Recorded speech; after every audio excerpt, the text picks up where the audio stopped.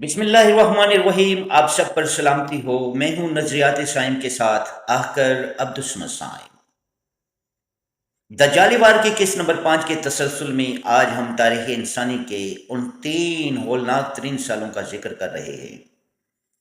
جن کا تصور ہی روح کو لرزا دینے کے لیے کافی ہے، اور حیرت انگیز طور پر ان سالوں کی ہولناکی کا ذکر صرف اسلامی کتب میں ہی نہیں بلکہ یہودیوں کی قدیم مذہبی کتب اور روایات میں بھی ایک مخصوص بحران کے طور پر ملتا ہے۔ یہودی کتاب تالمود کے مطابق ان کے مسیحا، جو کہ در حقیقت دجال ہوگا، اس کے ظہور سے پہلے دنیا ایک ایسے مرحلے سے گزرے گی جسے وہ درد زخ کہتے ہیں۔ ان روایات کے مطابق اس دور کی سب سے بڑی نشانی قحط عظیم ہوگی، جہاں زمین کی زرخیزی ختم ہو جائے گی، انگور کی بیلیں خشک ہو جائیں گی اور اناج کی قیمتیں اتنی بڑھ جائیں گی کہ ایک عام انسان کے لیے زندہ رہنا محال ہو جائے گا۔ یہودی کتب میں درج ہے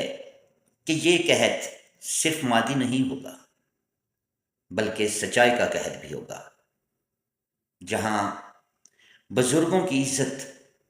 ختم ہو جائے گی اور لوگ روٹی کے ایک نوالے کے لیے اپنے ایمان کا سودا کریں گے۔ یہی وجہ ہے کہ آج اسرائیل میں خاموشی سے ایسی ٹیکنالوجی پر کام ہو رہا ہے جو بنجر زمین کو سونا اگلنے پر مجبور کر دے، کیونکہ وہ جانتے ہیں کہ ان کے مسیح کے پاس روٹیوں کے پہاڑ اور پانی کے دریا ہوں گے، اور یہ پیشن گوئی تبھی پوری ہوگی جب پوری دنیا بھوک سے تڑپ رہی ہوگی اور صرف ان کے پاس خوراک کا ذخیرہ موجود ہوگا۔ دوسری جانب جب ہم آمنہ کے لال جناب محمد مصطفیٰ صلی اللہ علیہ وسلم کی احادیث مبارکہ پر نظر ڈالتے ہیں تو منظرنامہ مزید اور خوفناک ہو جاتا ہے۔ سنن ابن ماجہ کی ایک روایت ہے جس کے مطابق نبی پاک صلی اللہ علیہ وسلم نے فرمایا کہ دجال کے خروج سے پہلے 3 سال سخت قحط کے ہوں گے۔ پہلے سال اللہ تعالیٰ آسمان کو حکم دے گا کہ وہ اپنی 1/3 بارش روک لے، اور زمین کو حکم ہوگا کہ وہ اپنا 1/3 غلہ روک لے۔ دوسرے سال یہ شرح 2/3 ہو جائے گی، اور تیسرے سال وہ ہولناک ترین قحط ہوگا جب آسمان سے پانی کا ایک قطرہ نہیں گرے گا اور زمین سبزے کا ایک تنکا بھی نہیں اگائے گی، یہاں تک کہ زمین پر موجود تمام چوپائے اور جانور ہلاک ہو جائیں گے۔ اس قحط سالے کی سب سے بڑی جغرافیائی نشانی بحیرہ تبریہ کا خشک ہونا ہے، جس کا ذکر حدیث تمیم داری میں صراحت کے ساتھ ملتا ہے۔ دجال نے خود اپنی زبان سے کہا تھا کہ جب اس جھیل یعنی بحیرہ تبریہ کا پانی خشک ہو جائے گا تو اس کے خروج کا وقت قریب آ جائے گا۔ آج دنیا گواہ ہے کہ بحیرہ تبریہ کی سطح تاریخ کی کم ترین سطح پر پہنچ چکی ہے، اور اسرائیلی وہاں مصنوعی طور پر پانی بھرنے کی کوشش کر رہا ہے تاکہ اس نشانی کو ٹال سکے یا چھپا سکے۔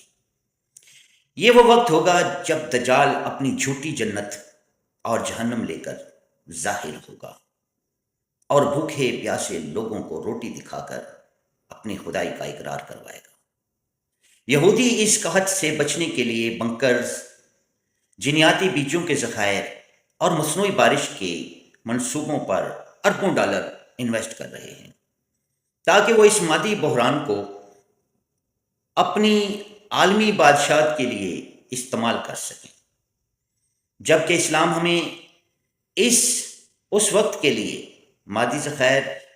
اندوزی نہیں بلکہ ایمانی قوت کی تیاری کا حکم دیتا ہے۔ جب صحابہ کرام رضی اللہ تعالیٰ عنہم نے نبی رحمت صلی اللہ علیہ وسلم سے پوچھا کہ اس وقت مومن کیسے زندہ رہیں گے، تو آپ صلی اللہ علیہ وسلم نے فرمایا کہ تسبیح، تکبیر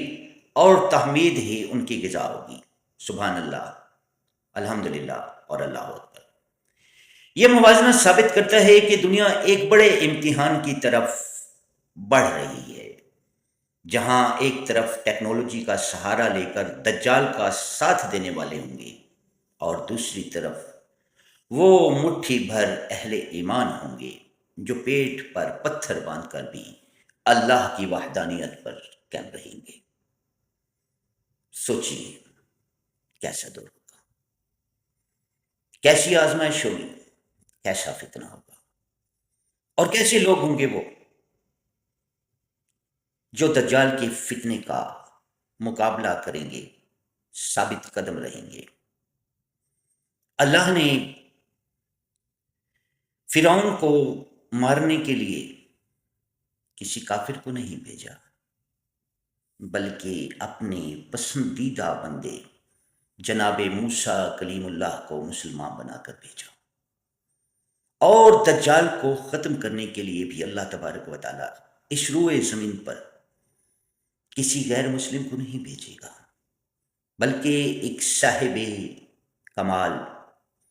اور اپنے مومن بندے جناب عیسیٰ علیہ السلام کو نبی پاک صلی اللہ علیہ وسلم کا امتی بنا کر بھیجے گا۔ خرد نے کہہ بھی دیا لا الہ تو کیا حاصل، دل و نگاہ مسلمان نہیں تو کچھ بھی نہیں۔ اللہ تبارک و تعالی ہمیں دجال کے ہر فتنے سے بچنے کی توفیق عطا فرمائے، اور دجال کے خروج کے وقت اللہ تبارک و تعالی ہمیں صاحب ایمان